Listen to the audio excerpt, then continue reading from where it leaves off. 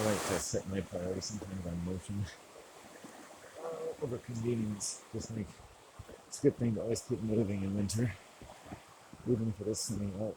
Keep that circulation going. Because the tendency of the environment is um,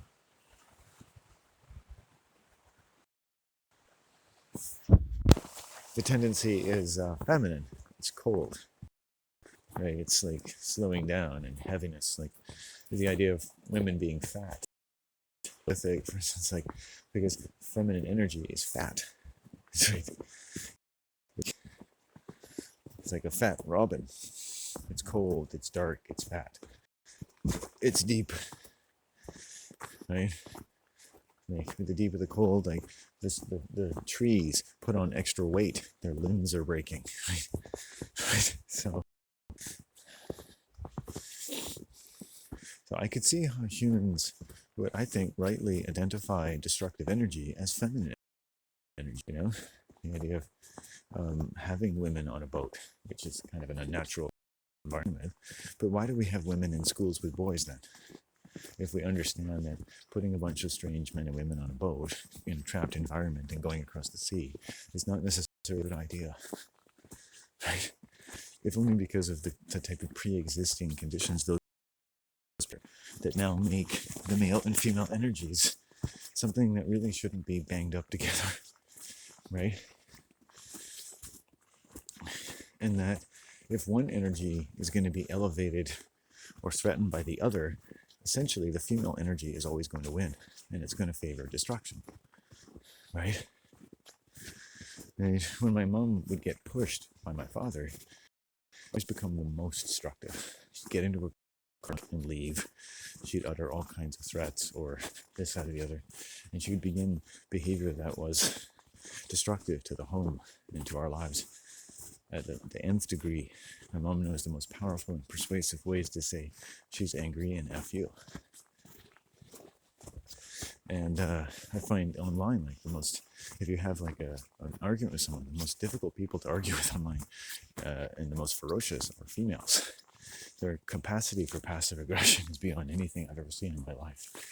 Often perfectly cheerful, otherwise perfectly cheerful human beings. And I'm not an easy person to argue with by any means, but it's just, I'm giving you credit, ladies. When you get ferocious, you win every time. You go right for the testicles, you know? And what that really tells us clinically is that women just have a powerful way of protecting themselves, a powerful way of attacking. They have a ferocity to them. I believe that female energy is essentially dominant. Male energy, particularly in difficult conditions, which is why when families are threatened, women will more likely become abusive to their men.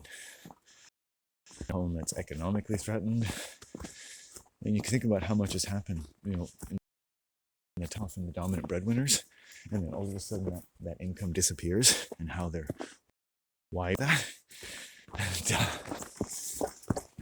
and and not when they're lazy or they were lazy at all, not like they're not working their asses off times a million, no doubt, more than anyone probably appreciates, least of all men. But when your life becomes based on expecting things from men, at the very least, that they are going to at least bring in some money, whatever else they may or may not be able to do, and that changes, and you're already living under trapped circumstances,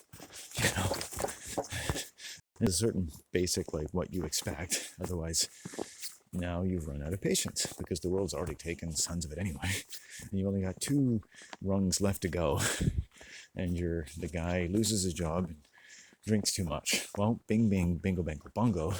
It's time to emasculate him. It's time to bring him to death because he's useless. You eliminate him from his consideration. You're like, fuck you. What a useless piece of shit. And go on with your life. They're not asking him at that point, how do you feel? How can I help you? And when people, instead of doing one thing, how can I help you in a family, and they say, you fucking useless bastard, we've got nothing left for you. You're not speaking the family unspoken language of pride in the dimension of commendable suspension of disbelief that puts you into the bad boy, anemic, fucking autistic little piece of shit person whom we just love for the special kind of person that you are, then life is very different. It's more morbid for that family member. They've actually done nothing wrong. They're not sick, right? But it happens a lot in economically challenged homes. And behold, it's one of the primary themes of all of the greatest religions of the world, scapegoating. Either whether you can think of it the natural illness or natural condition of man, or one imposed upon him by some devil, or just the way that humans do when they're under oppressive, religious, economically starved conditions. Bingo, bango, bongo, you've got yourself a doctoral thesis or 200. But we're never going to see those doctoral theses because it's more like doctoral feces out there. The Harvard commencement speech is now coming to a close. But you should have known better because the title of the talk was Doctoral Feces. And you're sitting waiting for the guy to talk about doctoral feces, and he's like, shit, it was and a thesis. This man is amazing.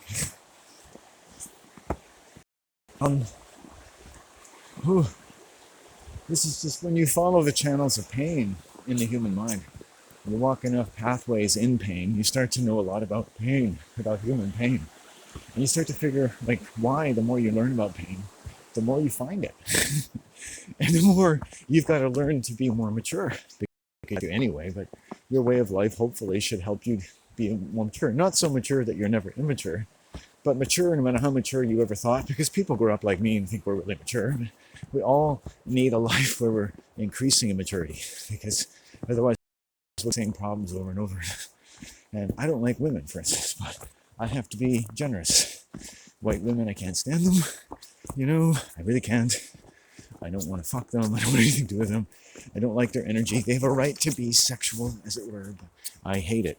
So I'm trying to be more compassionate and not lose my shit all the time about it. I gotta take a piss. Fuck. I gotta take a piss. Okay, I've got to take a piss. I find running helps. That way, at least you know nobody's behind you. Once I get a clear, Clariposa.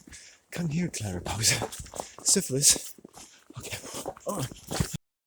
Don't hurt yourself. If I fell now, I'd piss myself. It'd be not very good. Search and rescue would be like, shit, what's that smell? I meant shit, sir. It's okay, we trained for this. Take a deep breath, everyone. Get him on the sling. Helicopter's taking you up, and you're like, fuck. I'm starting to realize I shit myself.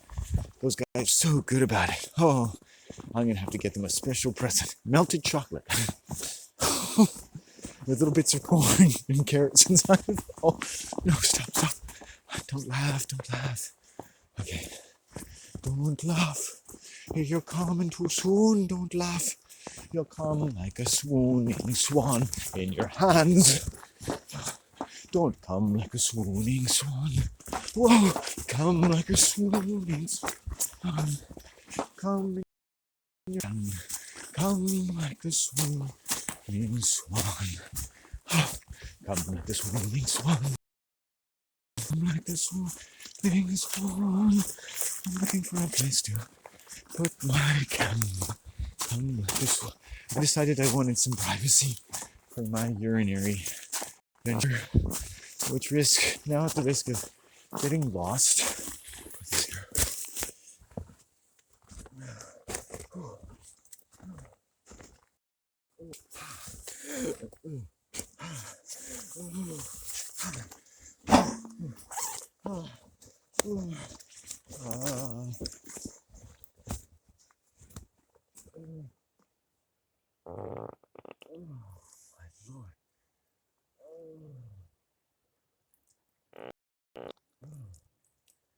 Oh, darling. Oh,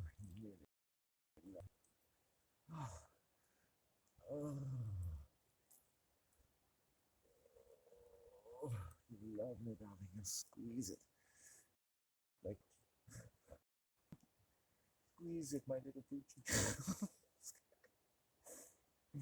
Oh, I wish my typing teacher from grade 9 could hear that. Oh, he's doing well. What is he doing exactly? You see, it doesn't sound as funny to other people as it does to me. I'm so satisfied. Oh, I don't have sex, so I have to think, well, that was satisfying. My little poochie. Like one of those songs, nobody would know what it really means. It's like, my little poochie coming up with my little poochie. And then insert death metal instrumental. Like, my little poochie, come my little poochie. It's like, dude, this is the creepiest song. Don't you know? It's called Creepy Black Satanic.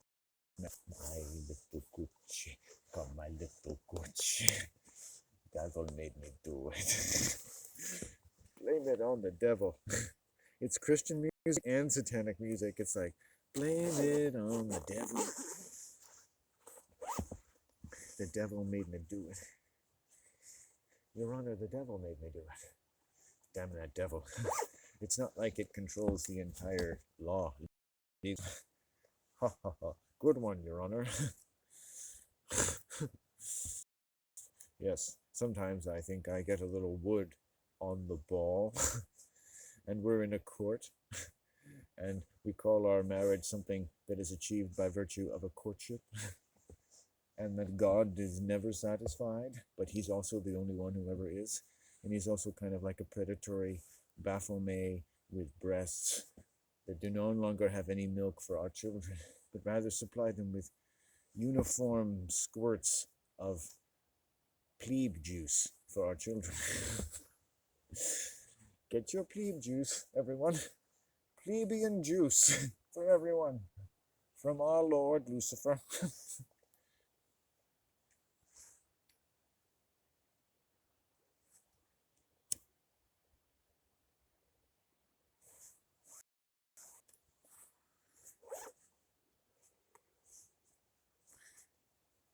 Lucifer, who commands the languages of death.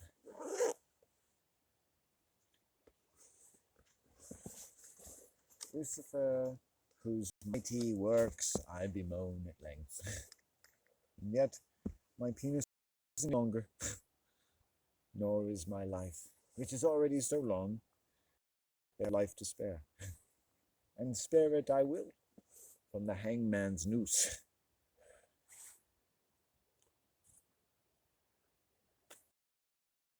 I will not hang myself with a celibate rope. I'll use it like a silk handkerchief while I play with myself. I shoo myself from. I just find white women just absolutely terrifying beasts. To this day, at every age, I avoid them like the plague, but I have to be nice. Like, if I'm being nice, then I can still avoid them like the plague, but it's easier for everyone.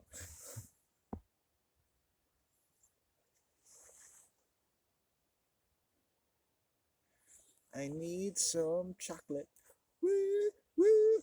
I really want some chocolate. Woo, woo. I need some chocolate, 'cause down deep I'm really a girl. Woo. And I'm almost like a gay person in that I don't like vaginas anymore. They're too gynecological for me.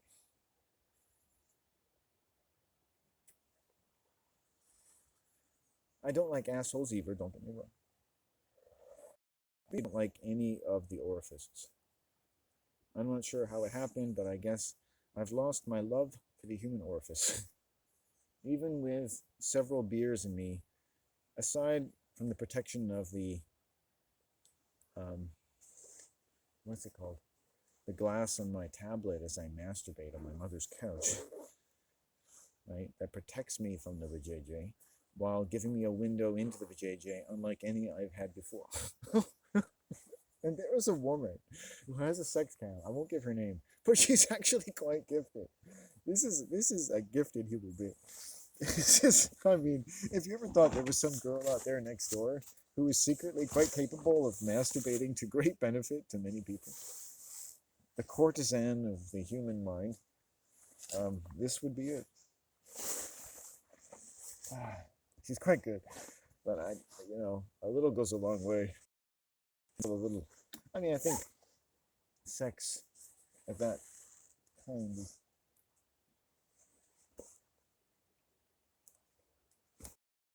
it's meant to be unseemly. I mean, it's not meant to feel great and pure all the time because it's not real. But, and I think a woman quite capable of understanding exactly what gets a middle-aged virgin off is a little, um, what's the word? Intimidating. I think if I were to meet this woman, she would have for me. Hi. And she would swing her head from side to side. So you've seen my channel? I have. I have seen parts of you that your gynecologist hasn't seen. I feel like you should be paying me. Oh, very, very funny.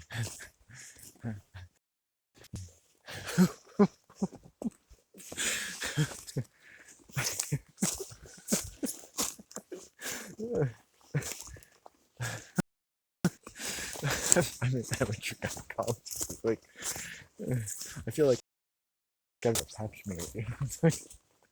Which often seems like to me an unfortunately named Jewish pap smear. Here's my cousin pap smear. I don't know why, because like don't Jews control the medical industry?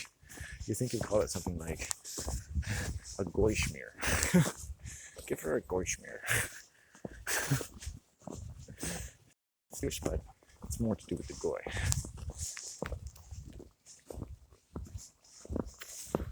Things that rhyme with goy. Ploy, boy, joy. Goy joy. I love goy joy. Goy joy for men. Oh, no, I don't imagine some great Jewish conspiracy, unless it's a conspiracy to be exceptional human beings who take care of their children, but still suffer some of the plagues which the goy suffer from. It's weird, sometimes you see people in nice homes, in any kind, and you think, why do their children have mental problems? That's what really scares me. It's like, fuck. They don't really. They have human problems, It's the thing. Problems are just human problems. I said to this guy I met in the woods yesterday, it's like, people do get anxious for a reason. Usually anxiety problem is, a problem with something that makes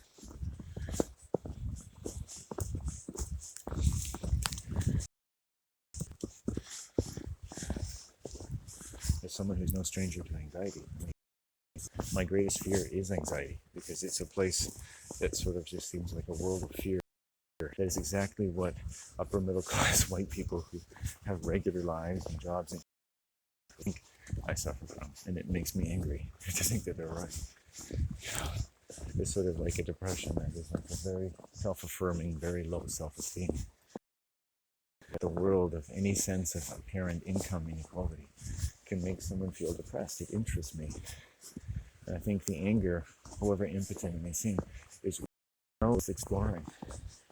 Of whatever provenance you may find it, that you can happen upon any provenance at all, and just, oh, it's genetic. I have a problem. I think anyone who has a problem with income inequality, in that I think you rightly surmise that the answer is to make. You better start now. Well, I basically have to get a paper route.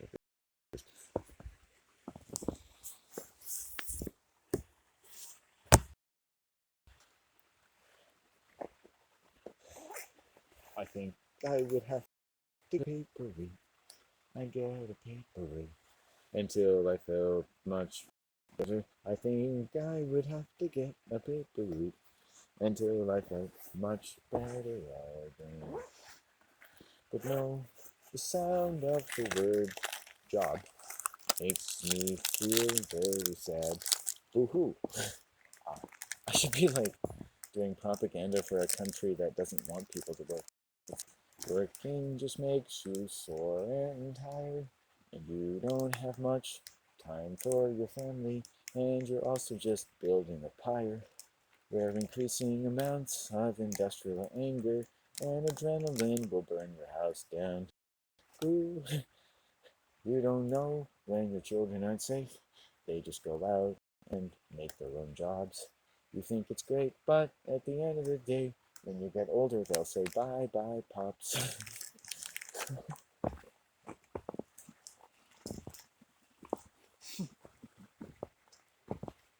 So Take your jobs and not your pops, and keep all your labor to yourself. Yeah. Communism was just a great idea in its own time, but now you don't have to work. Hell, you've worked too much already.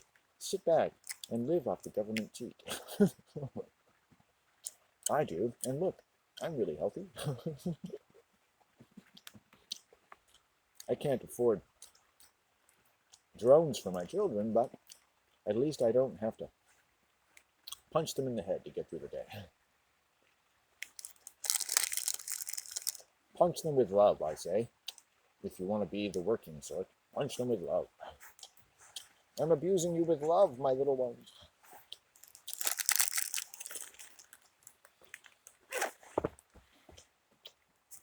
This could be a PSA for some disease related to abject cynicism, but it could also be a post-historic public service announcement for people who no longer need to work and just wish to be relieved of some lingering desire, the way you have nightmares later in life about going to school naked because you don't really want to be there.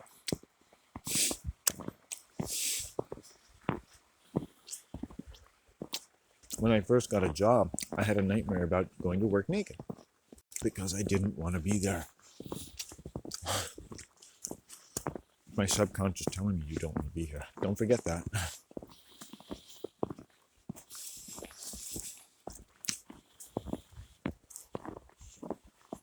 Why do you imagine the audience naked? Because you're imagining that no one really wants to be there anyway. So if you're even a little bit pissed or entertaining, they'll thank you for it. Okay? Slay them. Put them out of their misery. Make them laugh and start to enjoy themselves, even though none of them really want to fucking be there. What a great opening joke if you were talking to people.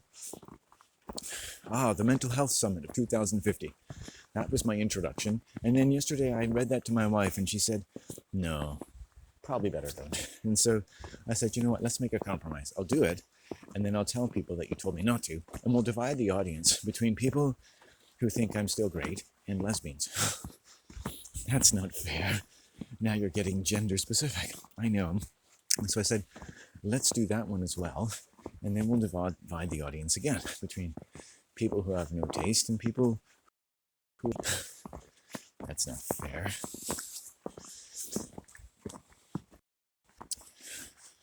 No, my fantasies involve actually losing the audience because I don't want to slay them. I don't want you to enjoy listening to me, to enjoy just being a passive recipient of some another version of, hey, I'm a human and I'm fucked, but I can make it look good. And you should too. Hey, that feels great. Endorphins are flowing. You notice how everyone is always a hypocrite? I mean, it's like, fuck, I don't want to be a hypocrite, man. I'd rather be an honest loser than a rich hypocrite. That should be in the Bible or something. An honest loser will get into heaven. The rich hypocrite will just have a really good life and also get into heaven. What? I'm confused. I thought the Bible was supposed to make the poor feel better about themselves. And losers feel like they'll be rich in heaven. And they can take the people that were higher than them economically in life and laugh at them, because they'll all be in hell, of course. Because money is so evil. It's like the root of all evil. Yeah, well, it's not bad. I mean, really, I purify it. I launder the money you send me. Literally. I masturbate to it while naked in my bed. Wow, I'm making so much money on YouTube. If I make $1,000 on YouTube, I promise to make a video wallowing in it, crying with shame, and also buying myself something really nice, like takeout from Taco Time. It's the first thing I bought when I was released from my imprisonment to a room after being domestically abused by my family and having to barricade the door for several days alone with my cat in a bucket to piss in. I didn't need to shit so much because I hadn't eaten anything for days. And in a delirium with weed I was able to smoke now, and the last remains of a little bit of a beer, I wrote a series of songs I called Rotations after the planets. And I think now that I was really just kind of listening to the spheres as I made it through various sheets of music, which I eventually recorded after I was released. And I went to the mailbox and found a credit card pre-approved $1,000, and they went to Taco Time and bought some food and came home, barricaded the door, and sat there and ate it like an animal, with a heaving sigh of relief that I'm pretty sure that no one in the world would consider a pleasant human experience, but nonetheless was kind of like heaven for me.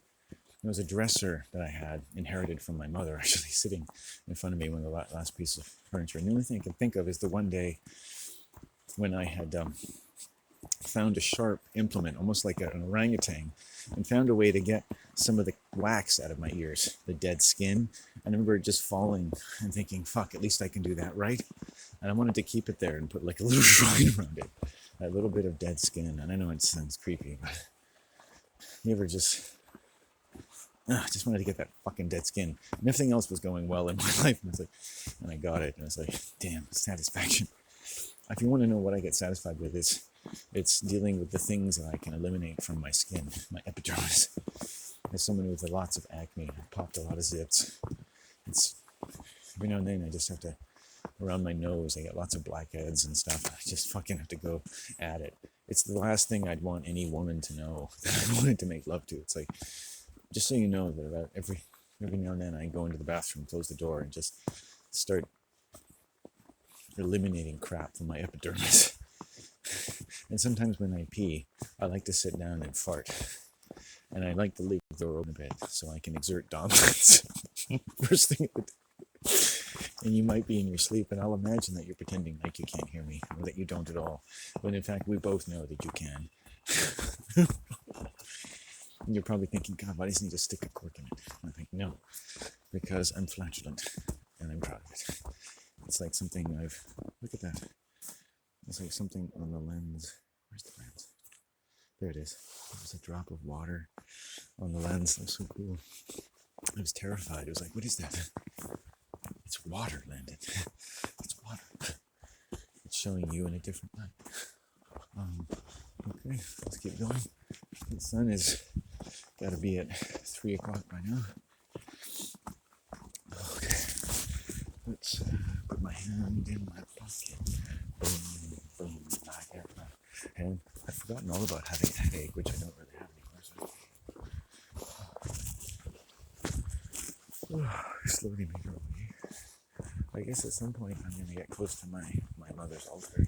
That'll be fun. That'll be the next point pitch. I just created this thing that sticks. I'm going to call it it's like my little nativity for my family.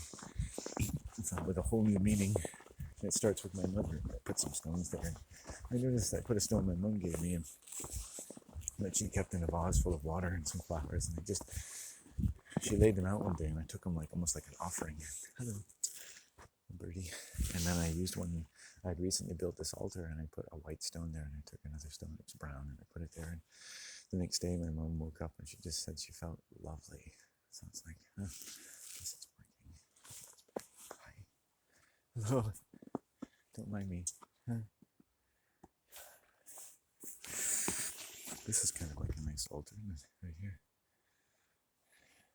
But it'd be more visual to other people, so it'd be like more like a public altar. But what would I put there? I could urinate on it.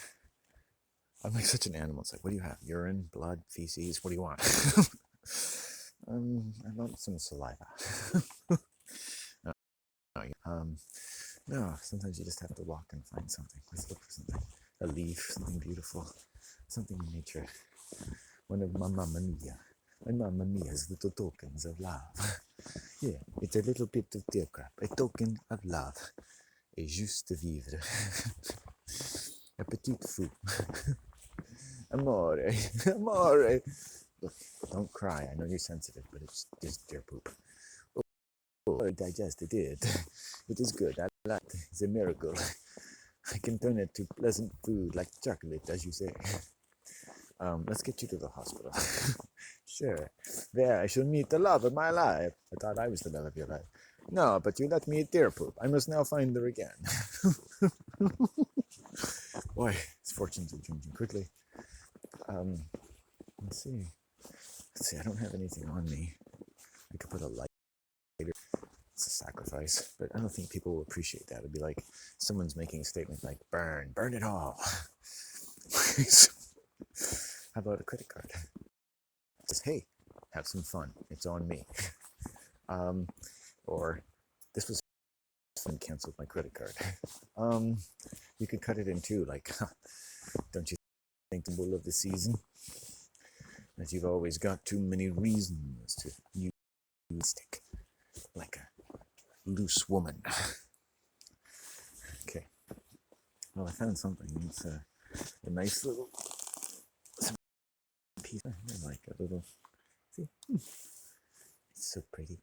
I don't want to walk any further. That's the extent of it. Okay, let's go back. We'll start with this and maybe we'll come back to it another time and add something else. I mean, you have to leave something that somebody's not going to steal, right? Humans being humans. Let's see, what else do I have? I usually carry some weird token or something. I've got a flashlight. I've got a knife. I've got some garbage. I might appreciate garbage. I'll leave a pile of my garbage on it. It's like, I'm not getting the message. It's called recycling. Except, in order to recycle, we must have something to recycle. I'm offering this to the recyclers of the world. Thank you. Here's some recycling. Why don't you do something with? Like you're my servant. I love recyclers. I leave things for them all the time. You know that's illegal, right? It's not illegal. It's love, baby. There we go. Okay. Ta-da. 2 trees. Ah, beautiful, aren't you? Beautiful trees. They're so beautiful. I want to cry. I'm like a girl. I'm like a girl. I want to run away. I want to learn to cry when I need. I want to learn to make your wallet bleed. I'm like a girl. Want to run away. I want to make a boy like me. I want to make his wallet bleed. Like a bird, I want to fly away. If my manly man doesn't do what I need, I'm just going to sacrifice him. Hey, every girl is trained to sacrifice a man in order to save herself from the sacrifice of her father. Patricidal women wandering everywhere, looking for the love of their life. This is why I'm afraid of women. I think that a lot of the loss of the father and the mother really affects women in a deep way. They become even more ferocious, one way or the other. It's like the ferocity may totally go into their career, or it might go into the career and then go into like being abusive to someone on the side who frustrates the fuck out of them because they never do or say what they think they should. And it's trouble because they somehow seem to